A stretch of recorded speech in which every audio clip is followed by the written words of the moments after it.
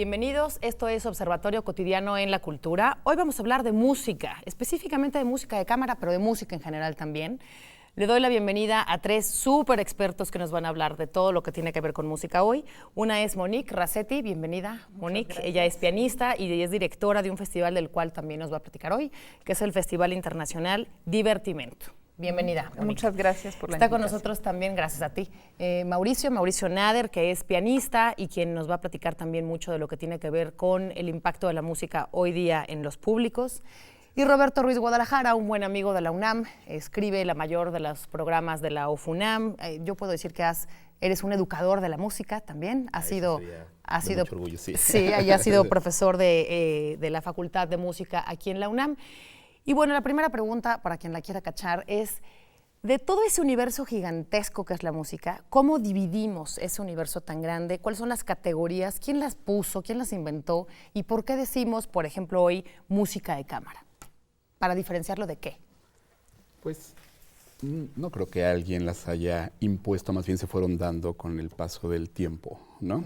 Aunque sí, digamos... históricas. Exactamente, aunque históricamente en el caso de la música de cámara, sobre todo a partir del periodo barroco, pues sí se habla ya de obras específicas que tienen que cumplir con ciertas características para ser consideradas dentro de este rubro música de cámara, las sonatas da cámara, por ejemplo, que sería toda aquella música que se hace en espacios pequeños, con conjuntos instrumentales pequeños y en donde básicamente no tiene que haber un director, sino los músicos interactúan, dialogan entre sí, digamos, esa es la esencia de la música de cámara, ¿no? Pero de la misma manera la música orquestal se va desarrollando poco a poco, ¿no? No es que en algún momento se estableciera cierta etiqueta. Bueno, no sé ustedes qué quieran. Yo lo que diría de una manera muy resumida es que la música de cámara, música da cámara, se decía porque era de cuarto, ¿no? Se hacen en pequeños espacios, como bien decía Roberto. Quería llegar a que platicáramos que esto tiene que ver con el cuarto, con la habitación. Tiene que ver que la música que se hace por lo menos entre dos personas. O sea, tienes música para solista, que es un pianista o un cantante o lo que sea, y a partir de dos personas, violín y piano, dos pianos, lo que tú quieras, y es música de cámara.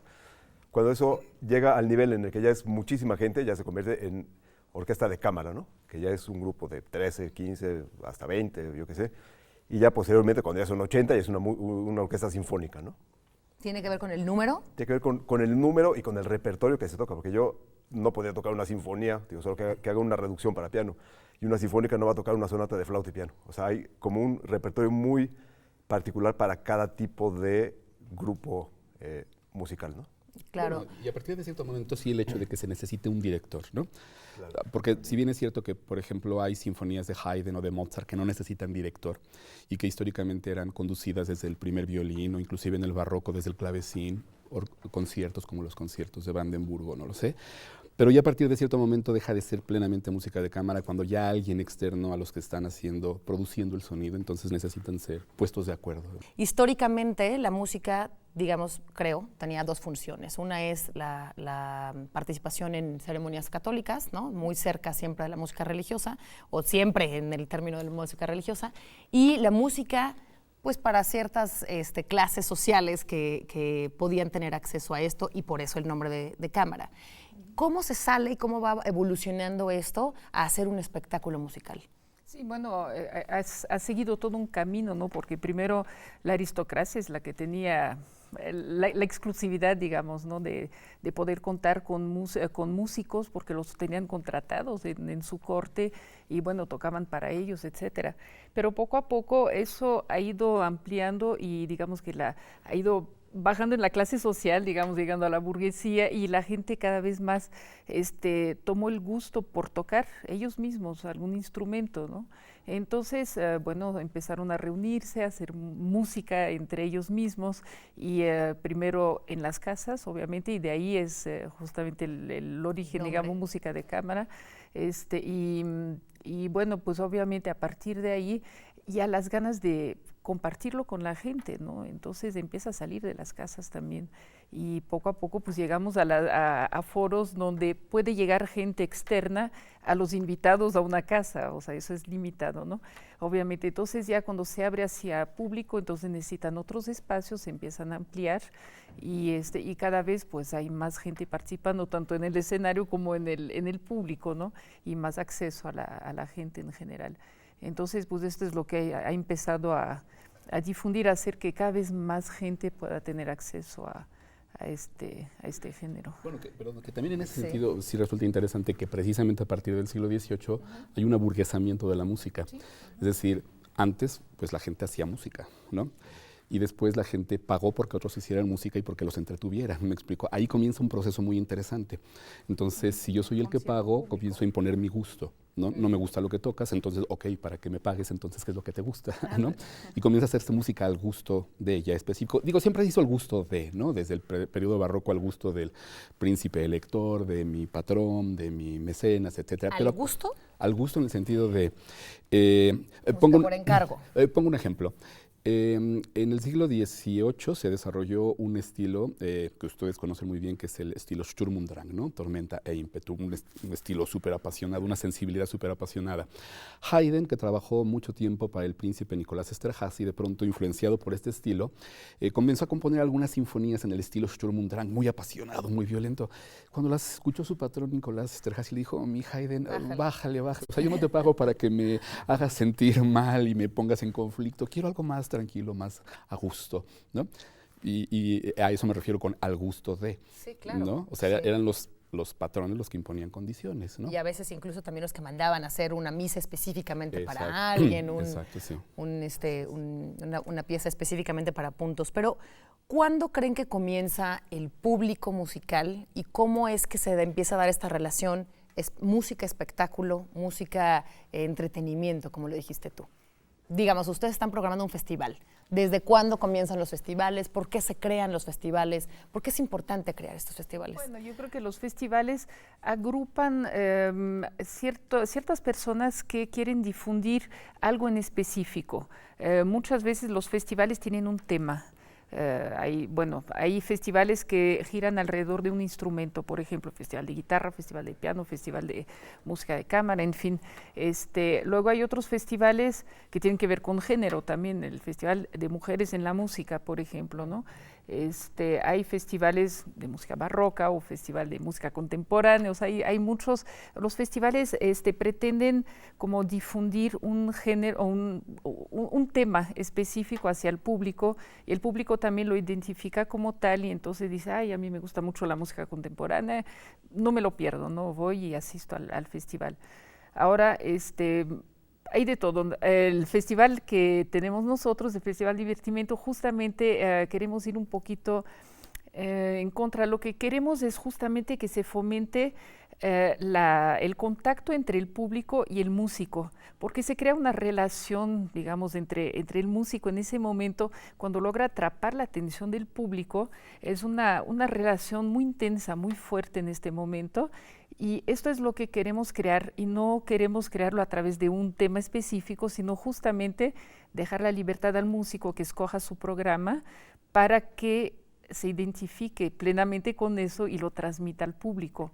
Entonces, si no estamos imponiendo algo al músico, vamos con la apuesta de que justamente el músico se va a identificar, o sea, va a poder transmitir todavía con más fuerza hacia el público lo que está proponiendo, ¿no? Entonces, realmente la propuesta de este festival sale de una manera así genial, porque tenemos 8 o 9 conciertos por temporada, y cada uno con grupos diferentes, programas diferentes, o sea, le apostamos a la variedad. Y tenemos público que nos sigue en todos los conciertos, no se pierde ni uno, porque justamente saben que semana con semana van a oír una propuesta distinta. Y ahí nos acercamos a lo mejor a este reto, que a mí me parece un riesgo que hay que tomar, porque es una oportunidad gigante, que es la formación de públicos, y que tiene que ver con cómo hacer para que alguien venga. Bueno, primero, ¿por qué querríamos que alguien venga? Mauricio, ¿por qué no nos dices eso? ¿Por qué, ¿por qué querríamos que alguien hoy, cuando hay Spotify, radio y miles de géneros musicales contemporáneos o del siglo XX al XXI, incluso unos del XXI, y si yo tengo 20 años y oigo reggaetón, ¿por qué tendría que venir a un festival de música? Varias cosas. Si lo que te gusta es el reggaetón, está muy bien. Y si no quieres ir a la sala... Sí, está muy bien. Sí, a quien le guste, está perfecto, y que lo oiga todo el día. Y no hay nada malo en realidad con eso, pero lo que hay que saber es... A diario me pasa que llega gente y me dice: ¿cómo voy yo a un concierto clásico si no sé nada de música? De eso se trata. No vas a impresionar al músico, vas a ir a escuchar.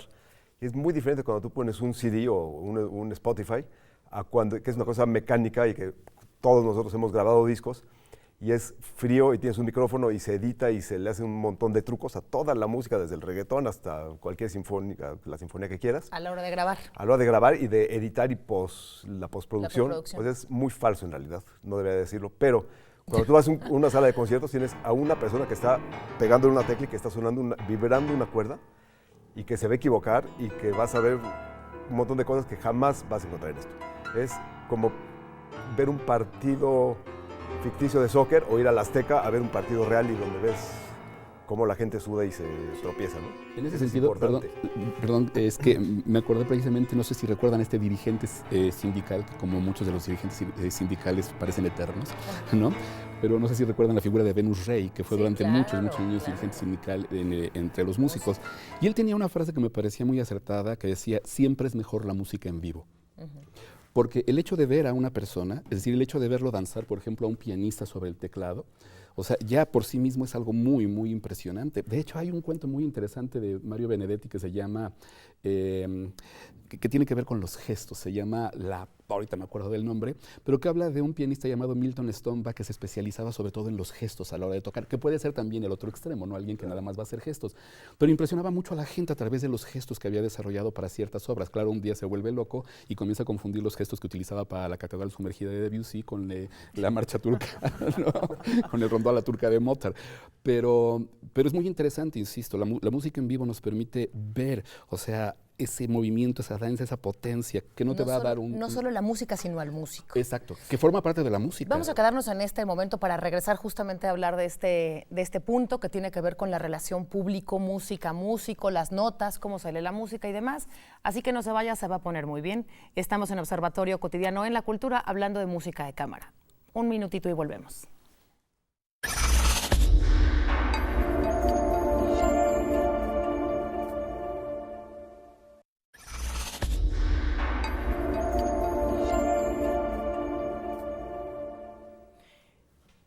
Estamos de vuelta aquí en Observatorio Cotidiano en la Cultura. Estamos en TV UNAM hablando de música de cámara y de música en general. Nos quedamos en este cuento que no te acuerdas de cómo se llama. La expresión de Mario Benedetti. De Mario Benedetti, Sí. que habla justamente de la gestualidad del músico. De la importancia, sí. La música es una composición escrita de notas que dice algo, o es la interpretación de un músico que lee esa música, o es lo que la gente aprende, siente y entiende cuando escucha. Muy buena pregunta. Yo diría, y he pensado mucho al respecto, la música vocal, o que tiene un texto, cuenta una historia, ¿no? O sea, tú oyes una canción de quien sea y tiene un texto que dice ciertas cosas en cierto idioma. La música que no tiene texto no te está contando nada, a menos que sea una música de programática, ¿no? Que el compositor se basó en los cuadros de una exposición de Mussorgsky, por ejemplo, que se basó en los cuadros de su amigo para hacer una obra que tiene que ver con eso, y habrá que conocer los cuadros. O los planetas. O los planetas de Holst, ¿no? Sí. Pues normalmente la música no dice nada y es donde mucha gente se pierde. O sea, el proceso de la música es bien complejo, pero interesantísimo. Tienes un compositor de cualquier época que escribe, porque tiene alguna imaginación y la plasma en una partitura con simbolitos que ya significan algo, igual que significan las letras en cualquier idioma, ¿no? Pero eso no es música todavía, a menos que la puedas escuchar. Eso es como un mapa, como un instructivo, ¿no? Eso llega a tus manos, a las manos de un pianista, digamos, y ahí es donde la gente se empieza a perder. Yo toco las notas y los ritmos que dice ahí, pero eso es medianamente música apenas. Es como cuando el obrero hace los muros, pero tú no puedes vivir ahí, son muros apenas, ¿no? Tienes que inyectarle tu imaginación. Pero es bien delicado porque si yo como músico tengo demasiada imaginación y voy a tocar una sonata de Mozart que va a sonar como si fuera una sonata de Bartók, va a sonar espantoso. Si toco Bartók como Mozart también, ¿no? Entonces es donde hay que saber de estilos, para eso estudiamos, para eso hemos escuchado mucha música y tomado clases, para saber hasta dónde puedes ir con la música que vas a tocar, pero además qué tanto le puedo inyectar yo de lo mío. Y ahí es donde muchos músicos dicen, no hay que inyectarle nada, pero si no le inyecto nada, mejor lo meto en una computadora, jamás se va a equivocar. Claro. Yo sí me voy a equivocar y ese es el riesgo que hay que tomar. O sea, yo creo que este fraseo debería de ser así y el tempo correcto es este, entonces voy a una sala de conciertos, porque si lo hago en mi casa es aburridísimo. ¿A quién le voy a tocar? ¿A las sillas? Entonces necesito un público. O sea, vamos desde el compositor, el músico y hay un público. Si no hay público, la música se trunca.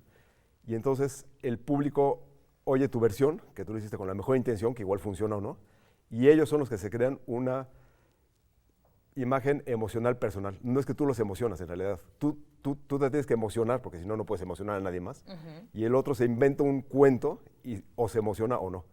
Y hay gente que te dice, me hiciste sentir, o sea, lloré porque me hiciste sentir a Beethoven. Beethoven ya se murió yo no siento a Beethoven, yo siento lo que yo creo de Beethoven. Claro. Y tú sientes lo que tú crees de lo que yo creo de Beethoven. Es una cosa puramente simbólica y emocional. Son 3 recreaciones. Exacto, pero si no hay un público, no serviría de nada la música, ¿no? Solo que fuéramos hombres de las cavernas pegándole una piedrita. Y el músico tiene que ser lo suficientemente sofisticado o sensato también para entregarle al público lo que él cree de esa obra, con toda la pasión que él sienta, pero también con el delineamiento que sabe que tiene que tener. Entonces es bien delicado ser músico, mucho más allá de tocar notas y ser un gran virtuoso que no dice nada, o de ser alguien que es muy emotivo, pero que no está tocando las notas y que se las está inventando, que está viendo al cielo, como hay muchos casos ahora que es un genio, mira cómo te hace sentir. Te está haciendo sentir a ti. En ese sentido, a lo mejor la música comparte con el resto de las artes. Digo, yo nunca he visto que una coreografía se baile igual, aunque está escrita, claro, ¿no? Una coreografía, pues jamás se baila igual. Por supuesto, la lectura en voz alta, pues depende de la tonalidad, de los ritmos, y no hay lectura sin lector, ¿no? O no hay texto sin lector. En la música, entonces, el público acaba por ser fundamental. Sí. Bueno, de hecho, interesante lo que comentabas ahorita, porque en realidad son las 3 cosas, la música, ¿no? Las tres que mencionaste. Es decir, la creación del creador, que normalmente, no siempre, está vertida en una composición musical, no siempre, ¿no? La ejecución, que es interpretación también, y la interpretación que lleva a cabo quien la recibe. De hecho, pero supongo que todos conocen a Alessandro Barico, que se hizo muy famoso como escritor a través de un libro como Seda, pero pocos saben que en realidad es filósofo y que también es músico, tiene un diplomado en piano. Y escribió un libro interesantísimo que se llama El alma de Hegel y las vacas de Wisconsin, donde hace realmente una reflexión. ¿La música? Perdón. El alma de Hegel y las vacas de Wisconsin. Y es un ensayo sobre la música tratando de indagar si realmente existen esas fronteras entre la mal llamada música clásica y la también mal llamada música comercial. Pero lo que voy ahorita es que es muy interesante como Alessandro Barico menciona ahí que una partitura, por ejemplo, es solamente una colección de indicios que el ejecutante tiene que descifrar para entender qué es lo que quiso decir el compositor y después traducirlo a través de él y después llevar el mensaje al otro. Y en ese sentido, en cuanto lo que mencionabas de que una ejecución dancística no siempre es la misma, a veces se nos olvida a los músicos que es exactamente igual. Esta idea de los discos, visuales, esta idea de los discos ha creado una imagen falsa de que la música debe ser así, la ejecución debe ser así. A Raúl lamentaba mucho que su versión, la versión que a él más le había gustado del Carnaval Opus 9 de Schumann, no hubiera quedado, es decir, fue la que él tocó una vez en Carnegie Hall, y sin embargo la que quedó grabada para la Philips decía, esa es la que yo no quería que quedara, ¿no? Cuando le preguntaban al gran pianista Glenn Gould que, por ejemplo, cómo tocaba tal obra, se quedaba así, ¿cómo tocó tal obra? Digo, lo voy a deformar, él decía algo así como, pues, si es antes de unos huevitos con chorizo y unas conchas en el desayuno, lo toco de una manera. Si es después de las conchas y el huevito, de otra manera. Si es a mediodía, de otra manera. Si es en el atardecer, si estoy melancólico, de otra manera. ¿Por qué tengo que tocarla de una manera? Claro, siempre tratando de respetar el pensamiento del compositor, pero es inevitable que se manifieste también nuestra personalidad, ¿no? Sí. Yo creo que otra cosa muy importante de decir es que el público que va a los conciertos no necesita saber o conocer. Eso asusta un poco a la gente. Dice, ay, no, música clásica. No, es que yo no entiendo de música clásica, mejor no voy. No, al contrario, o sea, la música tiene que entrar por los oídos. Y el músico que está ahí en este momento tiene que transmitir una emoción, un sentimiento. Entonces, no es necesario que la gente que vaya a los conciertos clásicos sepan de esto. Pero eventualmente, a eso voy justamente, hay mucha información alrededor, y finalmente van a ir aprendiendo poco a poco, ¿no? Van a ir conociendo tanto por medio de notas al programa. Sí, si no me muchas van a veces la chamba a mí. Exacto, no te vamos a quitar el trabajo, no se preocupe. Al contrario, y muchas veces lo que hacemos los músicos finalmente es hablar un poco con el público. En todos los conciertos lo hacemos, bueno, no toda la gente, pero en específico, platicamos un poco con la gente, los ponemos como en contexto, ¿no? Para que entiendan un poco de qué se trata y lo disfrutan todavía más. Pero si no se hace, también de todos modos, la emoción es la que es importante en ese momento y van a percibir algo, no importa que perciban lo que nosotros sentimos en ese momento, cada quien va a tener su propia interpretación de la pieza, ¿no? Lo mismo que nosotros, como dices, antes o después del chorizo, nos va a salir diferente.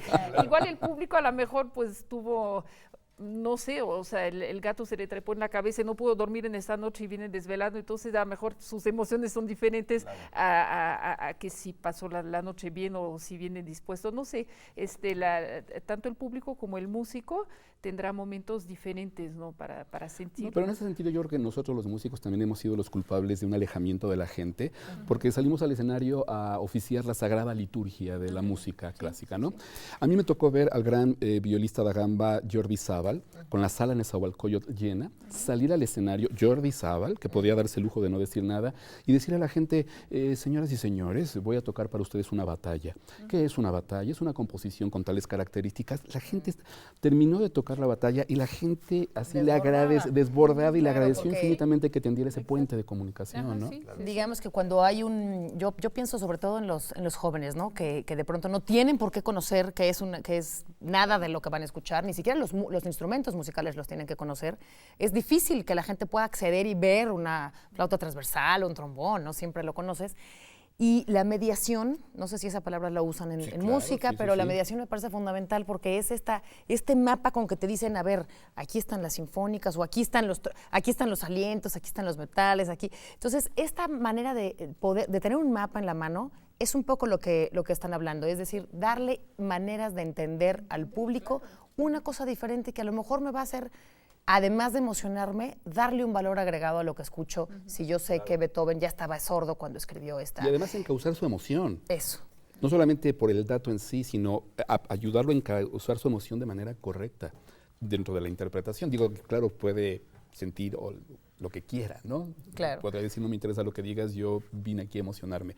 Pero y me consta como divulgador de la música y de la cultura, cuando le explicas a la gente. Pero aprovecha para decir que lo haces en la Nezahualcóyotl. Pues al dar las pláticas previas a los Introductorias, conciertos, sí. tanto de la OFUNAM como de la OJUEM, no falta que me encuentre a personas en el lobby que me dicen con mucho agradecimiento, muchas gracias por explicarme esto, porque ahora sé hacia dónde puedo ir a la hora de escuchar esta obra. Y sé que voy a escuchar, ¿no? Sí, exacto. Y más allá del dato, insisto, ¿no? Los programas también, los programas de mano. ¿Ustedes lo hacen también, Monique? Sí, en el festival. No tenemos la estructura todavía para poder hacer ese tipo de trabajos dentro del programa de mano, hablar de las obras. Me bajo en los precios. Escribir. Lo Me bajo. Es una tarifa. Sacan los convenios. Tabulador. Exacto. Nos falta aquí encontrar la manera de hacer un convenio, pero sí pedimos a los músicos en la medida de lo posible, porque respetamos la libertad de cada quien, ¿no? De hacerlo o no hacerlo. Pero finalmente en la mayor parte de los conciertos los músicos presentan lo que van a tocar y explican un poco al público. Entonces este es un poco en vivo, digamos, ¿no? Y obviamente a través de nuestras redes sociales, sobre todo todos los conciertos que tenemos en el Tus festival. redes sociales se llaman Festival Internacional Divertimento. Tenemos Facebook y tenemos YouTube, el canal de YouTube. Ahí difundimos, sobre todo en estas redes de difusión, ahí explicamos un poco más a la gente de qué se trata.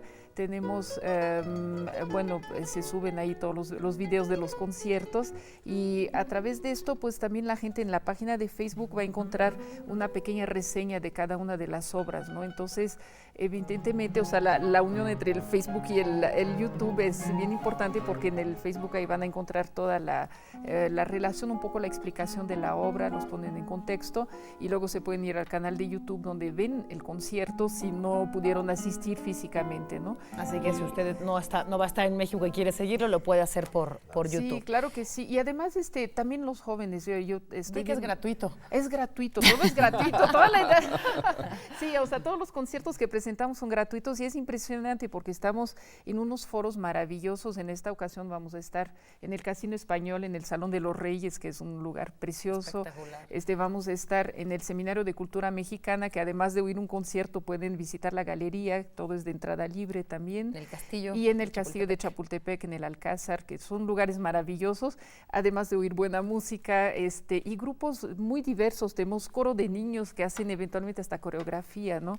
Tenemos orquesta de percusiones, que los jóvenes se impactan cuando ven qué es una orquesta de percusión, no se lo creen, o sea, la intensidad que se crea en ese momento es fabuloso, ¿no? Tenemos pues solistas, piano solo, que es de un nivel absolutamente impresionante, no se lo pierdan. Pues ahí estaremos. Estamos en el final del programa, pero yo les quiero agradecer muchísimo, desearles suerte a ustedes en el festival y a ti en todas las labores que son fantásticas de mediación entre el público y la música. Y pues ya lo sabe, el Festival Internacional Divertimento, y también escuchar o leer a Roberto Ruiz Guadalajara cada vez que estamos en la OFUNAM y en la UJUEM. Mauricio, ¿cuál es la palabra con la que resumes tu pasión por la música? Yo diría que, como nos quedan unos segundos, no dejen de ir a las salas de conciertos pensando que no saben. Es bueno que no sepan, vayan a experimentarla y nada más. Muy bien. Gracias por estar en TV UNAM, aquí en Observatorio Cotidiano en la Cultura. Lo veo en la próxima emisión para un nuevo programa. Hasta pronto.